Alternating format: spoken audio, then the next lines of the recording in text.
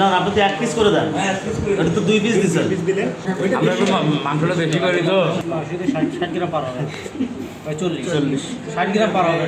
এই রুগীদের জন্য রান্নার ব্যবস্থা হয়েছে। এই রান্নাঘরে আমরা পরিদর্শন করেছি। এই রান্নাঘরে আসি এখানে দেখলাম যে প্রতি রোগীর জন্য যেটা বরাদ্দ ছিল সেই বরাদ্দ মাফিক এখানে সেটা রান্না সরবরাহ করা হচ্ছে না। এখানে তত্ত্বাবধায়ক সাহেব এখানে বলছেন যে 250 রোগীর এগেনস্ট এখানে প্রায় 400 মতো ভর্তি আছে। সেখানে এই খাবার 250 খাবারই 400 জন রোগীর কাছে পরিবেশন করতে হবে। এই কারণে কিছুটা মানে ঘাটতি হয়েছে। যেখানে 100 ওই ব্রয়লার মুরগি 190 গ্রাম দেওয়ার কথা, সেখানে আমরা ওজন করে দেখলাম যে 40-35 গ্রাম হয়। যদি এই 250 থেকে 400 রুগীকেও দেওয়া হয়, এখানে 40 গ্রাম 35 গ্রাম হওয়ার কথা নয়, এটা আরও বেশি হওয়ার কথা ছিল। আমরা আজকে এটা পরিদর্শন করলাম।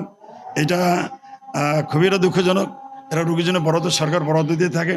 সরকারের জন্য বাজেট আছে। সকালে নাস্তা কী হবে, দুপুরের মেনুটা কী হবে, মানে রাতের ডিনার কী হবে, দুপুরের এখানে খাবারটা কী কী হবে, সবজি কতটুকু হবে, ডাল কতটুকু হবে, গোস্ত বা মাছ কতটুকু থাকবে, এটা প্রতিদিনের একটা খাদ্য তো বরাদ্দ থাকে।